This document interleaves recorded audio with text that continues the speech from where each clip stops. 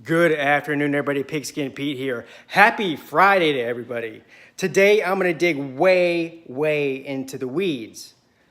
There's lots of conversation about who locks are in their conference this year, who the dark horse teams are. And when we think of dark horse teams, the video I made, we're talking about teams that are right there on the cusp. They're sort of the mid-level teams of their conference who can break through and compete for a conference title.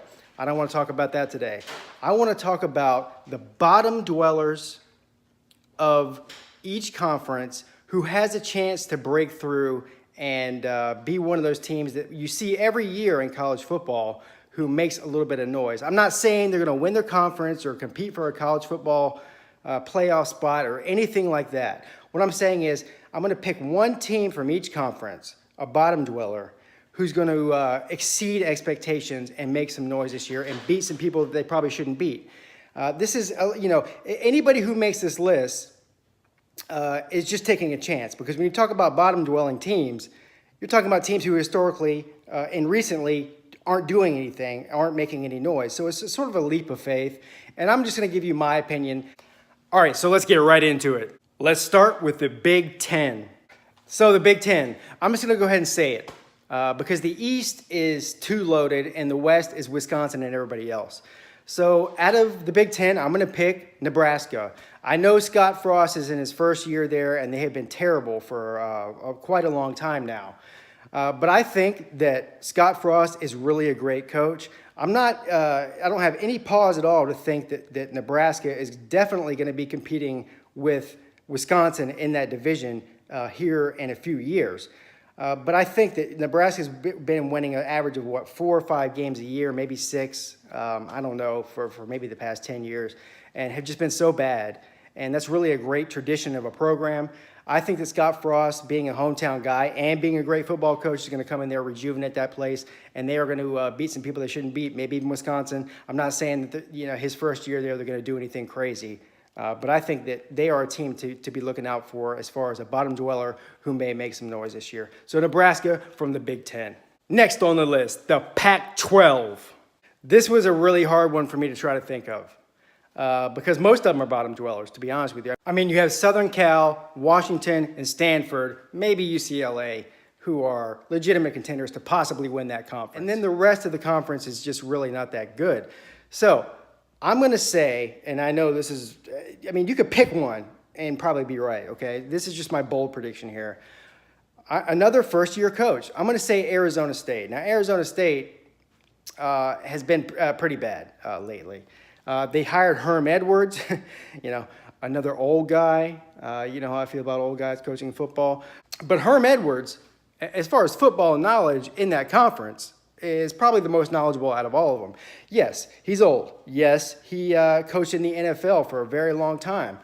He actually, he's flying under the radar with all the coaching hires that have happened all over the other conferences, 6 in the SEC. Just tons of coaching changes. And he's sort of flown under the radar because nobody really has Arizona State on their radar. And he's a really big name guy in football, maybe not in college football. But when you're talking about, when you have to improve on maybe 5 wins a year in the Pac-12 and being at the bottom of your conference, there's not much that you have to do to improve there. I think that his name alone will get them some recruits that they normally wouldn't get. I think that his style of coaching, as far as he's, it's sort of an inspirational speaker type of guy, is going to get them, fired up. And I do think that despite the fact that he's an NFL coach and he's old, is that he is smart enough and knows enough about football to get this team to achieve above what you would normally think that they would, based on the talent that they have. So out of the Pac-12, on a limb, I'm going with Arizona State Sun Devils and Herm Edwards. The Big 12. Now, this might have been the easiest of all of them, just based on some of the flashes we saw from last year. I'm just going to go ahead and say it. Iowa State is who I'm picking from the Big 12 to be the team that makes the noise. And they actually made some noise last year, so you could say I'm kind of cheating on that. But if you think about the rest of the Big 12, Kansas, they're not going to make noise. They're a bottom dweller, right? Oklahoma State's not a bottom dweller, so you can't pick them. Texas is not a bottom dweller, so you can't pick them. TCU's not a bottom dweller, so you can't pick them. So, I mean, Baylor's buried in sanctions, and I don't expect them to make any noise anytime in the near future. So, I mean, really, there's not really that many choices if you're going to pick a bottom dweller who's going to take a step up. So I got to go with Iowa State. I think that they have a great defense. I think they're a tough, gritty team, and they are certainly capable of knocking some people off they shouldn't. Maybe even somebody like Oklahoma or Oklahoma State. We'll have to see. So from the Big 12, I'm going with Iowa State. The ACC. So in the ACC, everybody knows there's two divisions, right? Clemson's division is the much tougher of the two historically and in recent years. Nobody's expecting Florida State to be considered a bottom dweller, even though they were terrible last year and they have a new coach. I'm not going to pick them because they still have way more 4- and 5-star talent on that field than a lot of the bottom dwellers in the ACC. So I'm not picking Florida State. That's an easy cop-out, okay? Miami and Clemson are the clear favorites to meet back in Charlotte for the ACC championship. Clearly, they're not on the list either.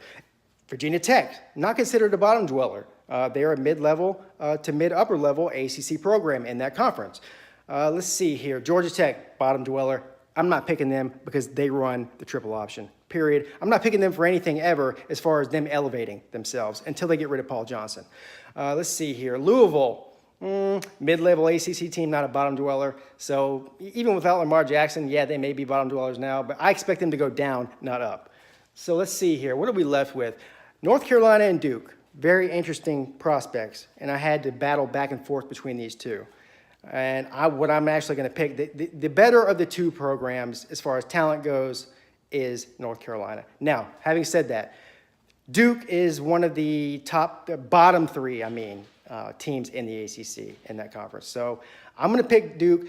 David Cutcliffe, the coach there, I actually really like him. You know, Duke does not attract elite football talent at that school. It's a basketball school. We all know that. But the point is that he's already been achieving way above his head with the amount of talent he has. I think if you really want to be honest with yourself, David Cutcliffe is one of the best coaches in the country. I'm not saying top 10 or anything like that, but based on what the talent he has there and what he's done is pretty phenomenal. And they are capable of, especially in that division, because it's really Virginia Tech and Miami are the only real people that can give them trouble.